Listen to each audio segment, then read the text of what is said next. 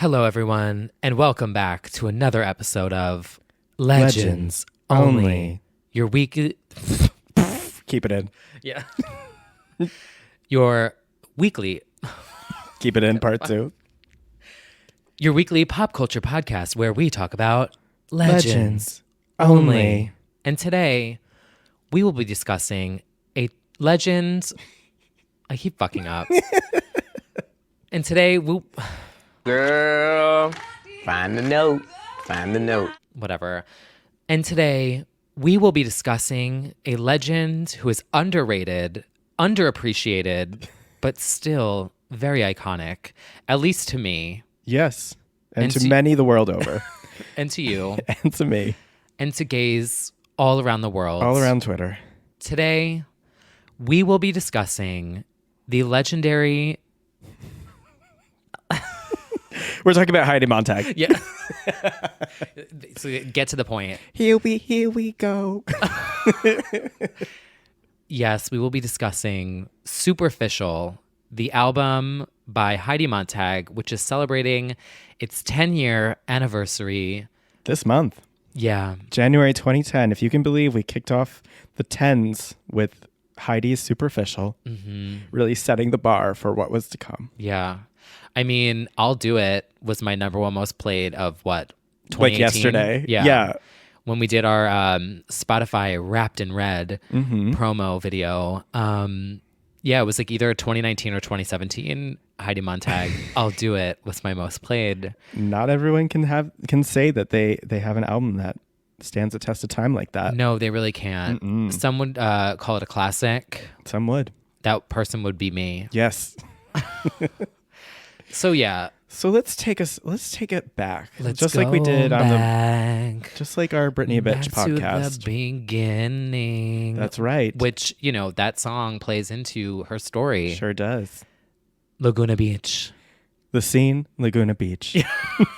2005. Yeah. It's like that meme account where it's like, it's 2005. Yeah. You and your girlies just opened up your new Razr phone and set body language Yeah. as your ringback tone. Life is good. Yeah. It sure was, wasn't it? It sure was. Yes, we're going all the way back to a little show called The Hills, which is really how this all kicked off. Yeah, I mean, she made her debut on Laguna, She did. but then she really became a star on The Hills. Yes. As the villain of The Hills. We love a You villain. know what you did. During that whole series, Heidi and Spencer became very self-aware. Yes. And Heidi became very preoccupied with the idea of fame and superficiality. They even wrote a book about it, How to Be Famous, I think it's called. Yeah. Yeah.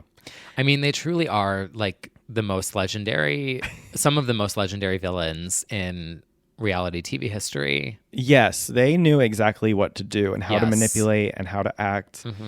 And, you know, that continued past The Hills and went into I'm a Celeb, Get Me Out of Here. Heidi's memorable crying in the jungle. The paparazzi photos. Paparazzi photos. Most recently, didn't they do, was it Big Brother or was it, they both went into the house for something. I want Wasn't to say it Celebrity Big Brother? Celebrity Big Brother as Spidey. Yeah. Yes. You know, they love a reality show and they keep us entertained. And so do we. We certainly do. Most recently in the Hills reboot, we have Oh, that that's legendary right. scene where she's talking about her old music, which we're going to continue that conversation today. Yeah. Where she, in her confessional, says, I'm really big in the underground gay community. I'm really big in the underground gay community. Which no one can say it better. She's got a point. She does have a point. She's an icon. She's a legend. And she was and still is the moment. Yes, during that time, you know, you might not remember this because, well, it was actually infamous at the time. But this was also the time when Heidi decided to undergo a record, I think, or 10 surgeries at once in order to create the perfect body. Which I made a GIF of this on realitytvgifts.com. I remember this. It's like a photo of Heidi's face, and it just like pops up, and it's like Botox, cheek Cheek lift. Yeah, lift injections, and it's just popping up. And then I remember there was someone that was like, what do you want for Christmas? And it was like, me. Oh, yeah. Or it's like, Santa, what do you want for Christmas? Me. Yeah, this was all happening at the same time as this music career was ramping up. She decided she wanted to get into music. She was making a lot of money from the hills and everything that came with that. So she put it into her body.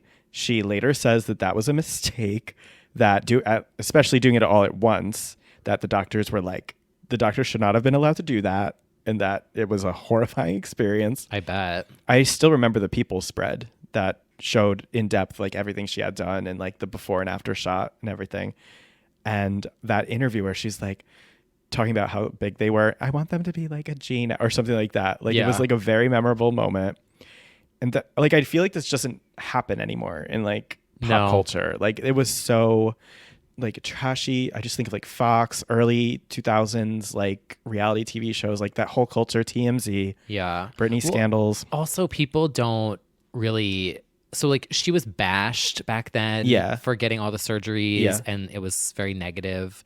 And I feel like nowadays when people do that kind of stuff, people don't really judge it as much. Like they get a lot of backlash if you're rude about someone getting something done. Yeah. The culture has definitely shifted. It's very different. You know, we look at the appearance of like the Kardashians and stuff, and that is like, sure, they get a lot of backlash, but it's not the same that it was in the like 2007. No. At all. But that at the time was shocking. She was in the headlines constantly. You know, she was getting up there with Paris Lindsay and Britney as far as like, she wanted to be up there. She wanted to do that. Yeah, I mean, don't we all? Exactly. So that was all happening. And then we started to get into music. Now that she had a pile of money, she started to invest in the real deal producers and songwriters. And looking back, it is astonishing what she invested in. She invested essentially in Britney level production, being a complete outsider of pop, just like buying a Britney album for herself. Which we to have some to of stand. us Yes. is honestly a dream come true. Literally what we would do with that check.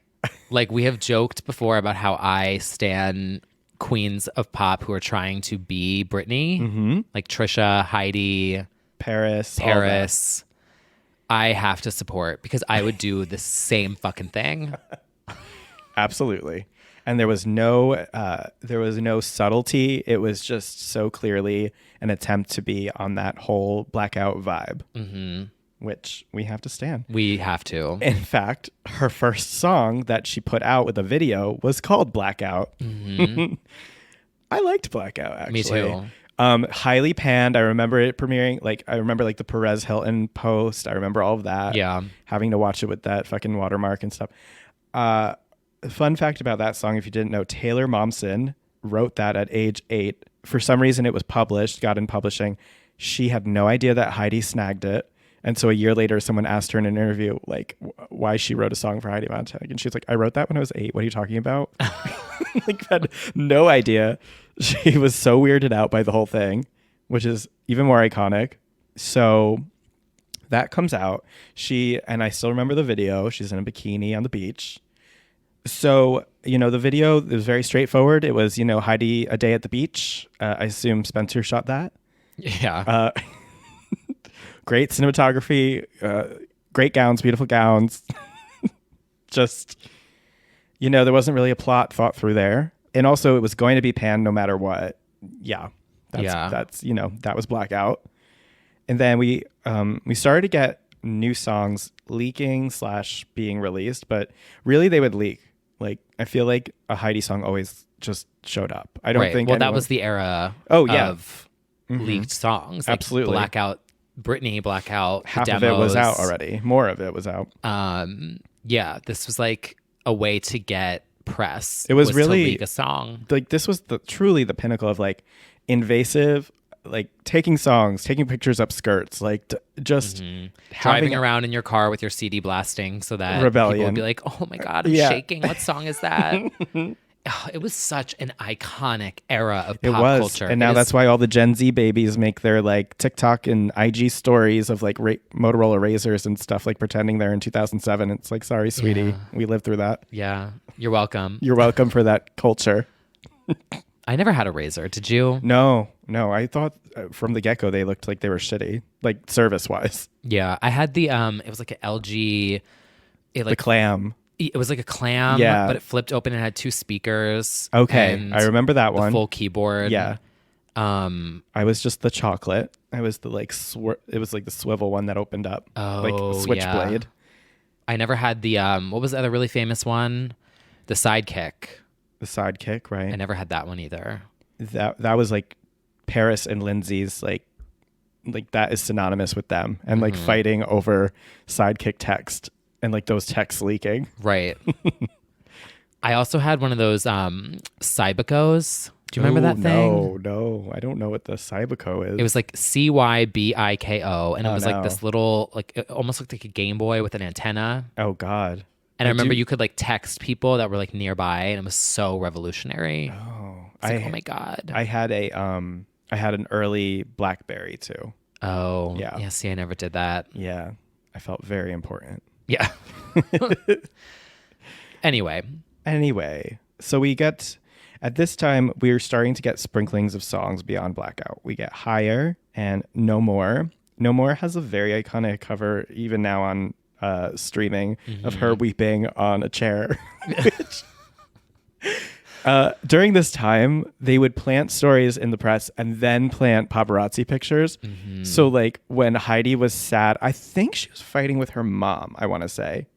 I thought it was because the album flopped. Oh, it was the album. Right? Yeah, Like no, it wasn't yeah, it, like Heidi Montag spotted crying outside after her album flopped or something. Maybe, but wasn't that the headline? But I don't know if that would make sense for this one because it came out before the album. But maybe she did it multiple times. It's very possible. But I definitely saw something somewhere where it was like it was very good. They put just a chair, like a dining table chair, in the center of a driveway, I think. Yeah. And she's just crying.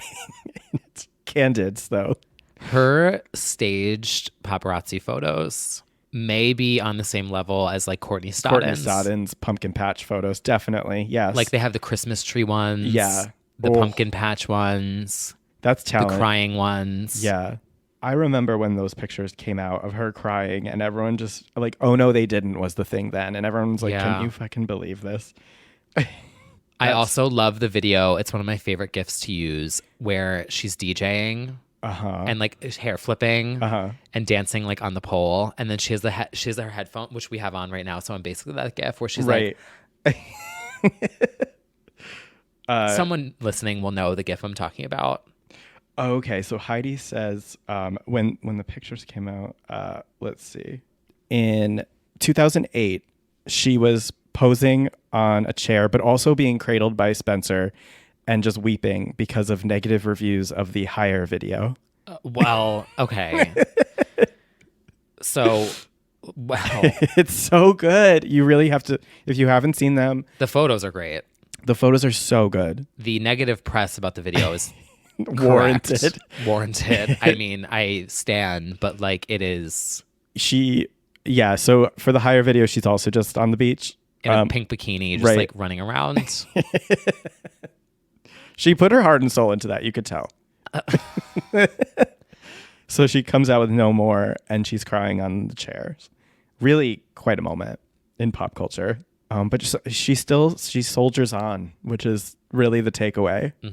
Just like every great pop artist, she continued. And she released, actually, I think this is very underrated. As far as this whole trajectory, Overdosin with her 80s physical music video of her in workout gear. Yeah. That's like actually fun. That is a pop star thing. And if she wasn't so like mercilessly like dragged in the media, I feel like even now that would have been a little bit more well received. There was actual like effort in that. She invested in the music. It took her a little while to invest in the videos. I don't know that moment ever actually came, but yes, this actually probably is her biggest budget video, which is really saying something. Could you imagine if she had Trisha Paytas director back then? Things would be a lot different, that's for sure. It would 10-year re-release of Superficial. Overdosin would just be a shot-by-shot remake of Womanizer at that time. Oh my God. Which would have been great, Legendary. obviously. Yeah, so Overdosin comes out I feel like the response was equally negative, even though I definitely enjoyed. Also from this era is Fashion. Unfortunately, an unknown artist named Stephanie Germanotta ultimately sang that version on the Sex and the City soundtrack, was it? Or was it just a leak of her demo? I think it was just a leak of her demo. It was just a leak of her demo. Because Fashion is written by Gaga and then recorded. This is a place for legends, okay? And then it was recorded by Heidi. I'm not sure if Gaga intended for that to happen. Probably not. But written in 2007 for the Sex and the City soundtrack, Red One gave it to Heidi Montag. Her cover was poorly received. So Red One released a statement saying, "Fashion's all about fashion." Oh. The concept of fashion was basically, fashion. The concept for the video Circus is basically about, a circus. The original version by Gaga was featured on Ugly Betty, however, and Confessions of a Shopaholic soundtrack. And then Spencer Pratt came out on record and said, Lady Gaga is repulsive and Heidi's a far more talented artist and her version of fashion kills Lady Gaga's. Which, some of that statement might be true. To some people. I feel like in that era, though, because that Lady Gaga loves this shit. Yes. And especially in that era of time, because her whole thing, obviously, the fame, fashion, and that whole superficial pop culture, whatever. Yeah. She's a gamer. She watches reality TV. Like she loved that. I feel like Gaga would stan doing a Heidi Montag song. Completely. Right? Definitely. Like she would look back and be like, that's iconic. Absolutely. I'm sure she has no regrets about that. No. So I think that was very ahead of its time. Mm-hmm. Gaga hasn't really touched that song since, but has she added it to the Enigma set list? Not yet. She performed it briefly on Monster Ball, I think once, or for a few days. And then it was the theme song for Fashion Star in 2012 with Jessica Simpson. Wow. A short-lived show there. Really, it's just, it's gone. It's gone through the years. Fashion lives on. Timeless song. And then, of course, we had another leak on the Britney side, and we do discuss this on the Britney podcast called Dramatic. Now I'm gonna give him what he wants and more. To all those explicit things that I told you no, places you couldn't go. You know where I'm talking, you are too dramatic. No, you're not the one I thought you were. Now there's another ringing my bell. I'm under his spell. You're too dramatic. Understand it's over. This is what do I want to say here? It's so dramatic. Oh, baby, fuck yeah. It is probably one of the worst songs I've ever heard in my entire life. Yes, and that is difficult to get. Not everyone can record that. There's a reason why it was never released. There was. Britney has no idea it was even released with Heidi, for sure. There's no way she knows that even happened. Oh, no. Yeah. But the fact that Heidi was able to buy this, even though it was never mastered and released. Yeah. I mean, can we get her to buy Rebellion? Honestly. Is what I want to know. She probably has it. It's probably in her collection with her crystals. She, of all people, came closest to getting the original doll demos than anyone else. And who knows what she actually has. So for that, we stand. We do stand. But unfortunately, that I believe that even got a play on Ryan Seacrest, and just crickets to that. C100's got top 9 at 9. A nice assist and decease from Larry Rudolph and company, probably. Probably. Yeah, so that was put the kibosh. Now, at the same time, in fact, even earlier than some of these songs, I think, the first play of Body Language was on Ryan Seacrest, which she, because obviously there was backlash, she pretended that it was a joke song, that she didn't mean for it to be representative of her art, even though obviously it's one of the best. Exactly. It had the uncredited Spencer Pratt rap verse. Oh, that's right. You know what? I don't hate it. I love Body Language. But I don't even hate the Spencer rap. But you know what I actually think is the reason it's not on the album? I bet you that sample wasn't cleared. I bet you well, no, because it is on streaming. Yeah, it's on streaming. But it would not surprise me, given all the theft that she's demonstrated to this point with music, that like maybe they didn't have it at the time or something. I don't know. But that had to be expensive, I think. What's the sample? It samples Yazoo's Situation, which was released in 1982. Oh. It was a number 2 hit in the UK. It was a hit here. I did not know that. But yeah, it's this it's that beat, which, and I think it's been in a bunch of other songs too. There's like sampling in, yes, actually Legends Only, the Saturdays If This Is Love, and Snoop Dogg's Boom, and some other ones, and Body Language. Well, as the years go on, I feel like more songs are just going to be sampled and sampled and sampled. That's true. But she was a pioneer of that. And now at this point, so many things had fallen out of the sky that she started lumping them into like EPs, including the Wherever I Am EP, which incredibly features a remix with Machine Gun Kelly, who is now like a person in like pop culture.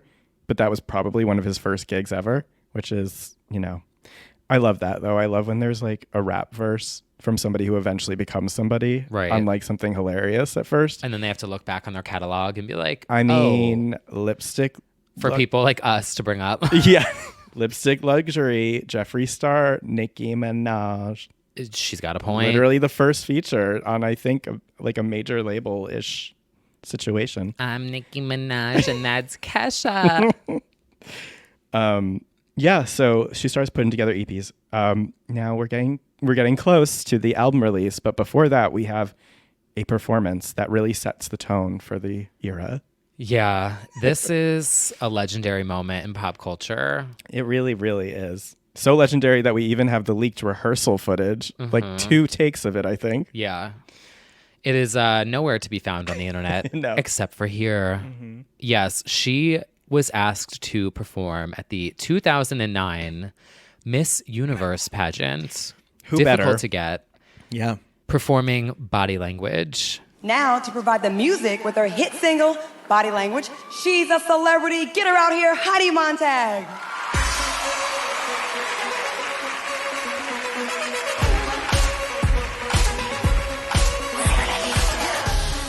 In a knockoff Britney 2000 diamond suit with like random black stripes down the pant. Yeah. Which didn't make any sense. Nope. On this, those were the tearaway marks. Or maybe she was trying to have it look a little different than Britney. I don't know, but like everyone who saw it was like, "Oh, yeah, that's Britney." But like, don't you want that outfit? Oh, absolutely. Right. Yeah, that was a moment. Yeah, she comes out and she does choreography. It's a little. You know what? It's better than some of the girls do now. That is true. It is still very awkward giraffe, but it's like... It's a routine. It is a routine. She had more steps than a lot of the girls can handle these days. That is true. It does not really go over well. Well, I don't know that anyone saw it. No. People know that it happened because we bring it up. Wait, yes. Yeah, that's true. Definitely look it up. It's, you know, she performs in between them announcing the 5 million contestants. Yeah. They're like... Yeah, they're like Miss Zimbabwe, Miss Australia, and then doesn't 5 minutes later, doesn't it cut into the middle of the performance? Like she's doing Body Language, she comes out and performs, and then it cuts into like an interlude, being like, "Heroes, all of the queens of the world," and then it goes back in. Yep, like they use her instrumental as like the underground music. Yeah, which is kind of iconic. It is. Someone had to master that. So, exactly, leak it. Yeah, so she delivers that. Obviously, the anticipation has never been higher for the album. Oh, higher? Higher. Yes. So, and finally, we reach the album release date, which happens in January 2010. The album was created with what is widely reported as a $2 million budget. Yeah, which she's talked a lot about since. She has. She's done some really cool interviews since about... Didn't she say she went broke because of it? She definitely says that every time she says she went broke funding this record.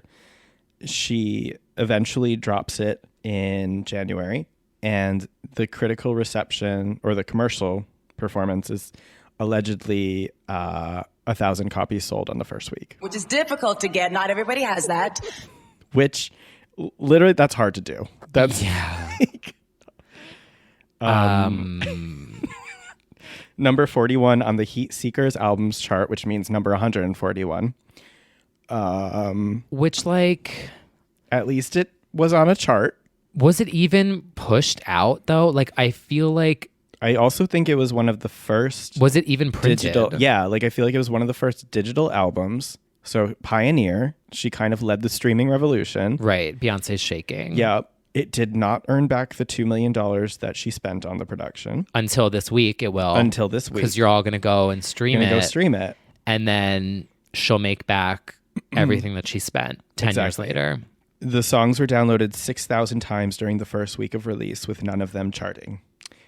Which, right. and she says rightfully so that it was due to a lack of promotion, which, you know. We're here to do that now. We're here to do that now. You're welcome. I see 3,789 reviews on iTunes, 2-star average. Okay. Now, for all the joking that we do about everything, this is not a 2-star fucking album. No, that it's is a not. lie. And anyone who listens to pop would not agree with that. It's true. It's at least a 4.5. Well, that's high, but it's, I mean, at least a 4. Yes. Solid 4. Yeah. I will say that the ratings are just a reflection of who she is and not the music. Right. I don't think it could have been Toxic, which it kind of was because it's Kathy Dennis in a second, and they still would have dragged it. Like, true. I think there was no way she's going to get good reviews. But she's also, it's not like she's completely innocent by any means. Like, she was purposely annoying the shit out of people. Oh, yeah. She knew what she was doing. So she was kind of asking for this. Right. All press is good press, allegedly, except when it comes to sales, which did not translate. Yeah. But she was definitely, I mean, she was the villain of the show, and she was, you know, annoying everyone with her music. Yeah. Wasn't this like the era of like post Stupid Girls? Yeah. By Pink. Yep. 2006. So, yeah. Yep. So most of the media hated on absolutely these types of people. Exactly. Except for us. Exactly. We were just championing them from below in our closets. Yeah. But no, we're out by now, so we're good. Oh, yeah. I was graduating college like 5 months after this came out. Yeah. So, yeah, should we go through the album? We sure should. The album kicks off with a bang with "Look at Me, Baby, How I'm Doing." Mm-hmm. "Look How I'm Doing" is incredible, show-stopping, never before done. It's also very hilariously self-aware. Yeah. Because that was the other thing that I loved about all of this is that, like, she was singing as if she was a queen of pop and, like, on top of the world and, like... Diamonds for Breakfast. Yeah. Yeah. Which, I mean, is everyone's fantasy. Uh-huh. Well, at least mine. Your fantasy, yes. Yeah. Mm-hmm. Like, as we said before in a previous episode, if I was a pop star, I would be BB Rexa. Yes, T-Rexa. So yes. if T-Rexa had an album, the theme of it would be trying to be Britney. Absolutely. And I would look like Trisha Paytas. I mean, I see the whole vision. Right? Like, that's T-Rexa. Oh, absolutely. It's Trisha Paytas with red hair. Mm-hmm. Right? Completely. And just being like power bitch moves. And I would call my debut album Skinny Legend.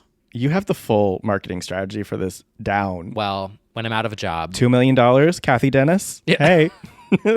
Okay, but if I had, oh my God, could you imagine if I had $2 million? Oh, it would make happen. A pop song. It would absolutely happen. Oh my God. What would I call my first single? I mean, well, I don't know.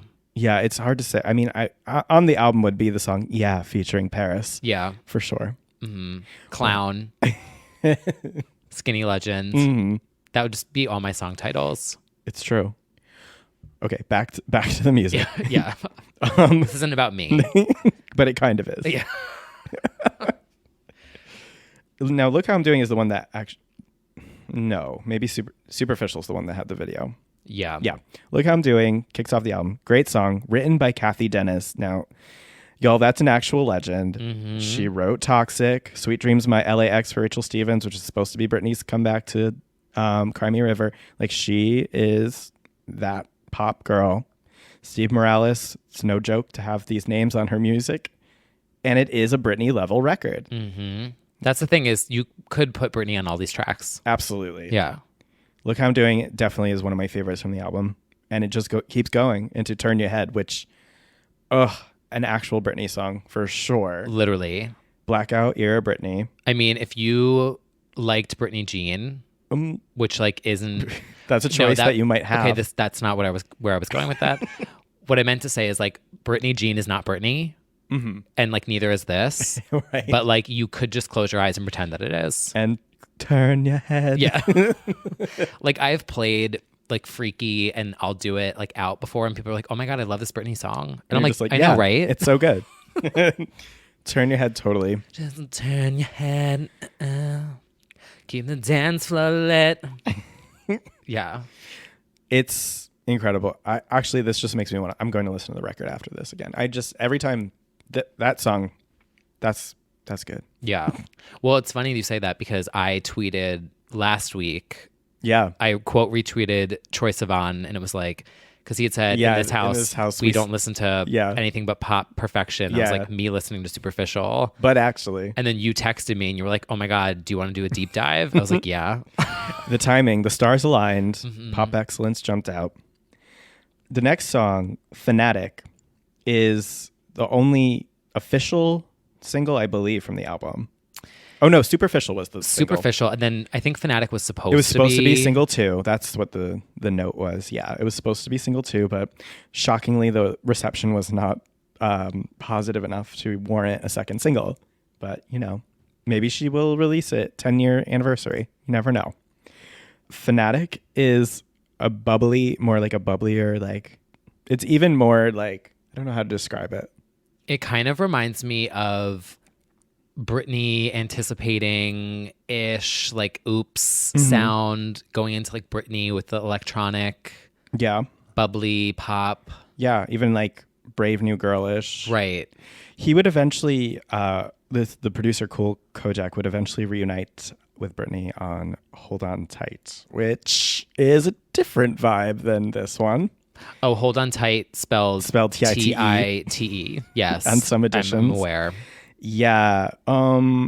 So he gave the better Britney song to Heidi. That's fine. This is a fun one. Even reminds me of like a bit of like Carly Kiss era bubble pop. Yeah. It's good. Yeah. Should we move on to Superficial itself? The title track herself. The title track. And we actually haven't described the beauty that is the album cover. Oh, we haven't. There are layers to that because, it's a camera lens and it's superficial. So, it is a camera lens? Oh my God, did you never notice? No. Yeah, that's a camera lens. Oh. And there she is in front of it. It's really just like... I thought it was just a light. We live in a society... Center of attention. It's commentary, yeah. It does kind of perfectly encapsulate the album. I'm glad it's called Superficial. It makes total sense. Right. Well, that's like... She's coming off of the era of like... paparazzi, TMZ culture, which, people these days frown upon and like, hate all of that. But it was an aesthetic. It was. And it was a look and it was an art. Mm-hmm. And you wanted to be paparazzi. Yeah. My MySpace photo shoot. Who could forget? I think it's iconic. It is. Undoubtedly so. That sums up that era. It does. And this kind of song certainly encapsulates the mood of the era. They say I'm superficial. Some call me a bitch. They're just mad because I'm sexy, famous, and rich. I mean, that is the epitome of like what that era was. It was tabloids, TMZ, like reality show overload. It was just, you wanted to be seen, MySpace, all of that. Mm-hmm. I don't want to say she was the premier archivist of history of this era, but who else is doing it like Heidi? I don't know. Right. It's such a good homage. Yeah. Just like Blackout sounds like 2007. This sounds like that era. It's a shame it came out in 2010 because looking back, that is insanely delayed for when this album should have come out. Yeah. This is like a 2008.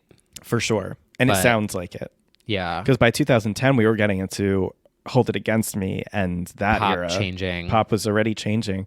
So even though these songs were probably done 2 to 3 years before, it didn't come out until much later when the sound had died down. Who knows how it would have gone if she actually released when it was meant to come out? Because at this point, it is kind of already like a little time capsule. Or if she like released under an alias, Oh, yeah. like a masked singer, Like Niles, what's Taylor's? Niles Stroberg, Niles Stroberg. or like Marshmello Marshmello. Oh my God, yes. was just like an avatar. Yeah.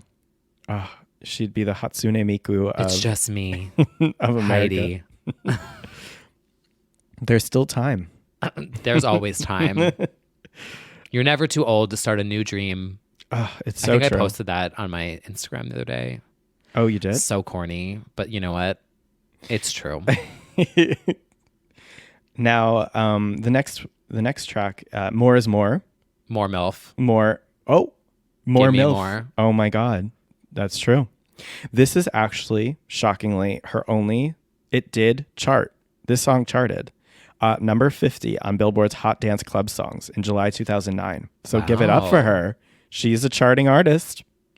Steve Morales, LP, that's the name of the artist and songwriter who wrote this. She's actually gone on to do, she did Cheers, Drink to That for Loud. Oh, so good. And a bunch of, like, she's done stuff for Leona and Rita Ora and Cher's Closer to the Truth album.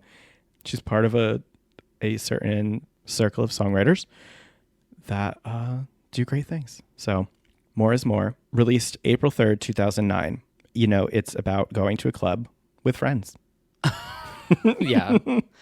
I mean, there was a theme here. Yeah, it's, you know, about like dancing. You know, that this is also her only explicit song as far as I know. It's fucking chaos in here. Mm-hmm. Yeah, well, she pushes the envelope in ways other artists are too scared to do. I think it's very clear. Mm-hmm. The song eventually rose to 27 on the Dance Club Songs chart. Wow. You know what? And many do not have that to their name. Melissa Gorga does. Oh, that's true. She also charted. And that is exactly where she ranks, you know, the same quality of, like, On Display was that song. Mm-hmm. Yeah, this song was released a while back, and it was on those EPs that she dropped ahead of the time. So, yeah, we love More is More. Probably her clubbiest song, too. Like, as far as some of them are faster, but I feel like this is clearly it was the most well-received at the club. Yeah, it's interesting that that's the one that charted. 'Cause I know. It's not the best on the album. No, it's not. Presumably, it meant it had to have been played at a club at that time period, and I would have loved to have been there. Somebody had to have pressed play once. Right. Me. Yeah. That's why it charted. My first DJ gig. Yeah. Now, the next song She's a standout. could be a favorite overall, but no, there is one other one. But One More Drink. Now, This isn't top 3 of the album. yeah, this song, arguably a little problematic lyrically, because it's like, I will do things once I am not completely in the right state of mind. But whatever. It's her prerogative.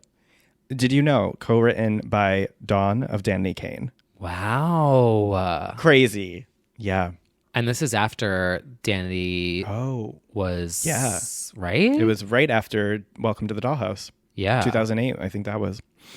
Legends Only. Legends Only. Done with the Runners and Dawn. And God, it's crazy how many names she has on this album. One More Drink is so, so good. It's so good.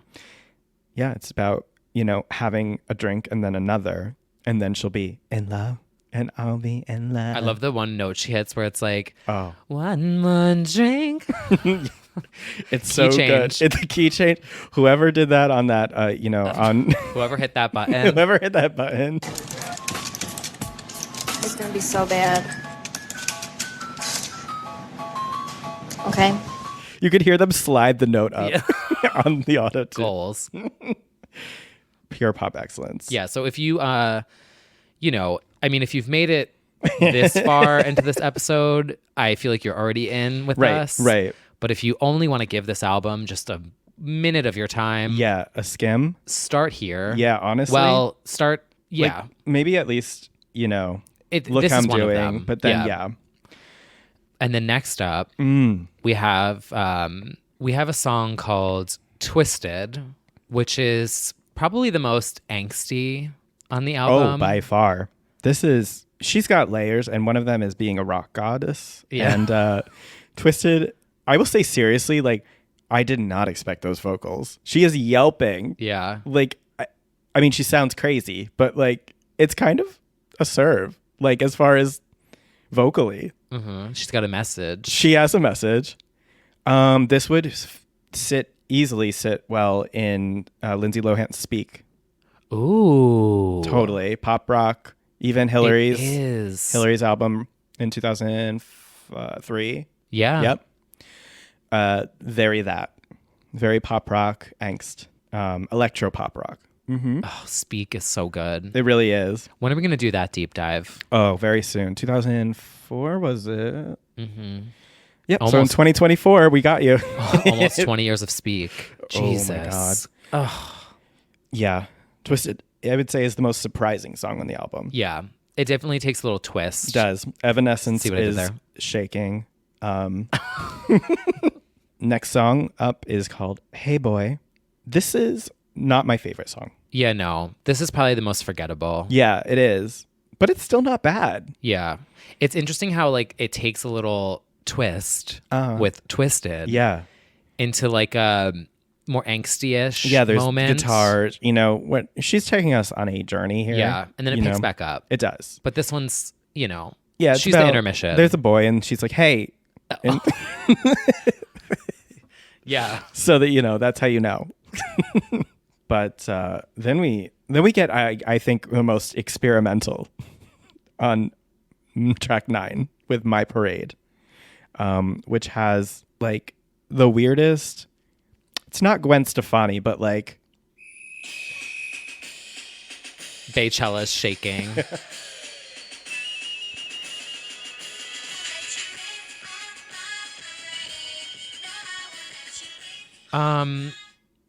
It is. It's very interesting how literal she goes with the sounds. Like it's literally a parade. It's literally a parade. Yeah, like it's very St. experimental. Patrick's Day. Yeah. I like that she really goes full force with it. It does remind me of Gwen because it's Hollaback Girl, that kind of vibe. You know what? If you've got a marching band heavy, that's probably at least 500,000 of her budget went to booking a live marching band. Right. For that. It's very like Jonas Brothers pom pom. Yeah, she booked them in the studio, and then they went on to do Baychella. Literally, Beyonce was listening to this, and she was like, "You know what?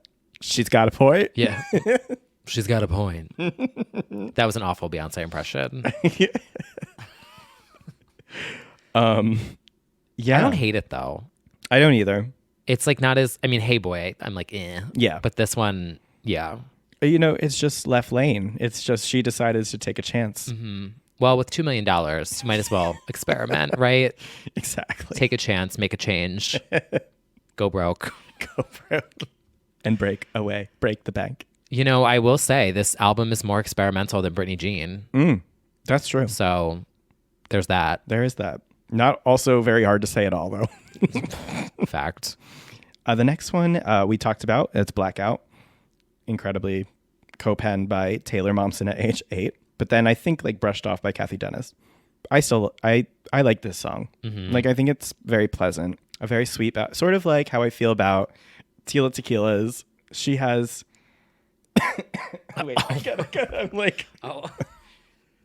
She's dying. She's dying. What was it called? Hideaway. Tila Tequila's Hideaway. Wait, that rings a bell. Well, it should ring a bell. It should be your ringtone. I'm sure for a lot of people listening, it was. Tila Tequila's Hideaway. Let me tell you what. I tried for years to directly contact her. I emailed her from all of the websites I've worked for in the past. She will not give it up. She won't even respond. Of course, now she's like a reformed Nazi nun or whatever. But you know what? At the time, she was a songstress, and Hideaway, so good. MySpace era. Yeah. Fun fact from college.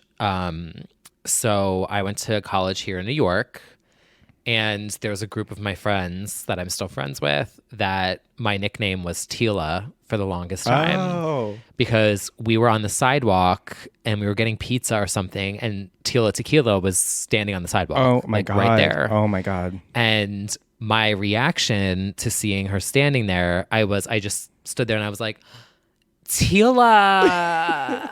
And like, I guess I said it in a very exaggerated. I can't imagine that at all. What's the word? It's like vocal fry. Yep. Like kind of a way. Yep. And all my friends just busted out laughing. And so they would always joke and be like, Tila. Wow. And that's my only. Yeah, that was your one story. chance to get Hideaway from her, but it's fine. Oh, well, we don't stand her anymore. Yeah, unfortunately, she's. I don't even. She's on some kind of a journey. Yeah, I don't even feel anything negative to her. I just feel No. bad. I clearly that's a whole other thing for her. Yeah. Well. Anyway, different moving legend, on. different topic. We're moving on to what I would say is probably Kyle's favorite from the album. Well, it is. The numbers have proven it. There is data. There's to data to this song. Also, though, like whenever I Instagram story the song, people always respond back and they're like, "This is so good." It's a Britney song. It's a Britney song. It is my favorite track on this album. It is so good. I mean, and it is. It comes from a place of legends. Songwriter Stacey Barth wrote it, who also wrote Blur for Circus. Also wrote Heaven for Cheryl and 3 Words. Cheers, Drink to That, a co-writer on that for Loud. Hummingbird Heartbeat for Teenage Dream. Oh my God, I love Hummingbird Heartbeat. Adore You for Bangers. Brown Skin Girl for Lion King The Gift. Like, she has the same person who wrote on Brown Skin Girl wrote I'll Do It. I don't know a more legendary fact. The taste. The taste. The talent. That is incredible to think that Beyonce and Heidi Montag have a 1 degree separation with their songwriters. We called this Legends Only for a reason. We really do. That is insane. It's insane.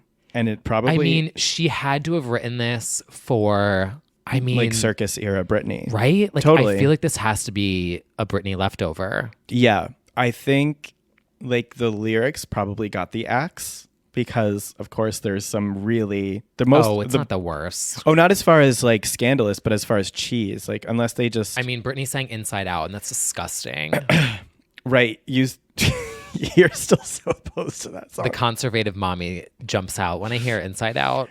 I come eat my panties off of me is Eat my panties off of me. I think that's the lyric that stands the test of time from this It album. really does. The chorus, just the whole song The beat, the electronicness. sounds the most Bitch, like I'll a do Britney this. song. Mm-hmm. You know what? Breathy pop at its finest. Truly. There is no irony. I'll Do It is just amazing. I remember playing this for friends in college. I don't think they liked it, but Well, it's a taste issue there. yeah. But yeah, so that is almost the end of the album, but we have one more called Love It or Leave It, which I draw comparisons, and as I did in our Confessions deep dive, to Like It or Not by Madonna. I feel like it's very, this is who I am, you can like it or not. Love it or leave it. Like it's her sign off. It's her sign off. Very She's like, I'm a singer, I'm a pop star, superficial, rich, famous. love it or leave it. Literally. She's got a message. She had to say what she had to say. Wait, didn't you say that in the Confessions deep dive where I you did. said Yeah. okay. I was It's like the same. I just felt had like a what's it called? Like a deja vu. yeah. Thought you were gonna say like a raven premonition. Oh no. You like looked off into the distance. Well, I'm always looking off into the distance. I know. That's just gay culture though. I think it was a confident way to end the album. Mm-hmm. Love it or leave it. If you don't get it, you don't get it. And what a phrase to really sum up this album. If you don't get it, you don't get it. And a lot of people did not get it. No, most did not because they did not buy it on iTunes. We did. We did. So we loved it and did not leave it. I think this has some of the most interesting lyrics on the album. Independent women with an eye for the limelight, seeking short-term relationship highlights. Not your average housewife. You know what? She's so many points. Sometimes I max out your credit card. Sometimes a lap dance might be in order. Yeah. that is your weekend in a nutshell. It really is. And that is superficial. Mm-hmm. And if you do listen on Spotify, they did tack on body language to thank the God. end, which Thank God. I mean, thankfully, Yeah. because for some reason it wasn't on the album, Right. which it should have been. Right. But definitely for me, standouts are I'll Do It, Body Language, One More Drink. Yeah. Yeah. I would say the same for me. This is an album that, in retrospect, was impossible to conceive that somebody would buy a Britney album essentially for themselves. We have to applaud for that. Mm-hmm. You know, I don't think anyone was taking her seriously as a singer or should, but it's like, it is fun pop. So, Right. you know, if you can get over that, then I think you can enjoy the album. Right. Like we appreciate our non-singers who just do breathy pop, Yeah.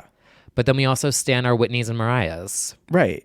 There's room why not for both? all of them. There's room for everybody on my iPod, says Christina Aguilera. And it's true. You know, if you made it this far and you haven't heard the album, we're very excited for you to hear it for the first time. Mm-hmm. Give And us maybe your it'll thoughts. chart. Maybe it'll chart, honestly. Just a few streams these days really does it. And if somebody wants to make it a TikTok sound, she actually could chart. Yeah. That's like how things Wait, chart. so so if someone makes a TikTok sound, Mm-hmm. does that go towards streaming? I think no. I think what happens is that it's popular, therefore people want to hear the then song. they go and they listen to like it that afterwards. Arizona song, that Roxanne. Got it. Okay. Yeah.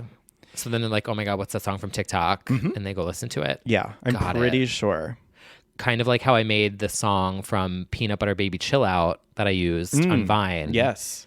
Take Off. Yes. I'm pretty sure that you can license the song for like a snippet, like the record labels do, but I don't think it's chart eligible. I don't. Gotcha. Maybe it is. It's promo. Yeah. Because people, you know, if you look at like the Spotify viral charts, and if you listen through to the choruses of the songs, you'll realize a lot of them are the songs like that people use on TikTok. A lot of them. Is Doja Cat still on? Doja Cat Say So is like like all over. And the like, I used to be so beautiful, now look at Oh me. my God. The tragedy. and the those- transitions. Didn't Reese Witherspoon do one of those? Yes. She did that one. Yeah. Yeah. What's another one? But that one just got Mariah a 2020, Obsessed. that got a 2020 remix, that song. It just was released this week, actually. All right. Well, everyone go make a remix to I'll Do It. Yeah, honestly. Yeah, do something clever with Come Eat My Panties Off of Me. But looking back, it certainly was a unfortunate move financially, but it was culturally very rich. Well, hopefully with the Hills reboot and her SpawnCon and their crystal business Yeah. and this episode promoting Superficial, she'll finally pay back that debt I hope so. because it's what she deserves. It is. No, she won't be doing that with her latest release, which was called Glitter and Glory. She did have a little Christian bop that she released last year. Yeah, that was... You know, we pretend those things don't happen because we need to let them know we don't care about their religious views. But, you know, she did. Unless it's Britney singing Brightest Morning Star. Then we're like, oh my God, Queen of Pop. You're right. Yeah, Heidi had a slight Britney Jean moment last year, but it's fine. Did. It's fine. We just ignore that and we hope that, you know, our dreams come true and she stays superficial. What a time to be alive. Right? Can you believe it's been 10 years? I actually can't. That is weird to think about. We need to get Heidi on this podcast. Absolutely. We need to really talk to her about what really went down behind the scenes while writing the album and what she did to dig into the Britney archives. Right. Like, how did you get in the Britney archives? Right. That's is there what a we vault? really need to know. Is there a Jeffree Star-esque vault of the demos? We should do a Britney unreleased deep dive and try and get Heidi Montag to come on it. Comment on everyone and be like, oh yeah, I recorded that. Yeah. We'll do like an original doll Yeah. segment That would and be have her good. talk about dramatic. That would be good. Heidi in Paris. Let's work on it. Let's work on that. All right. Okay. Well, thank you everyone for joining us. And sorry if you were expecting Grammy commentary, but Well, this basically is. Because Yeah. This is who would have won Best New Artist for us. right. Best New Artist 2010. Yeah, Album of the Year. Hopefully, Hopefully Lana Del Rey just won an award for Album of the Year. Oh, right. So if she didn't, this is our protest. This is our fight song. Yeah, Brad will be flying back from LA and hopefully, yeah. Yeah. Well, that is all for this week. And again, we would like to shout out our patron. No, not patron. What's a patron? Isn't a patron like a person someone who goes to a restaurant? Yeah, which is the point of Patreon because it's like they patronize your business. Oh. Yeah, that's like a play on patron. Oh. That's why. You know, that's good branding. It's good branding. Well, thank you to our Patreon legend OnlyFans for all of your support. We appreciate it. We really do. We appreciate everybody who's chipped in, and it really goes towards the hosting and all of the things involved in making this come to be. Mm-hmm. So thank you so much. Yes. And until next week, we hope that you listen to Superficial on Spotify. It will chart on the... Or buy it on iTunes. Yeah, or buy it on iTunes. And hopefully it charts our impact. Mm-hmm. And until then, we will see you soon. See you soon. We'll do it.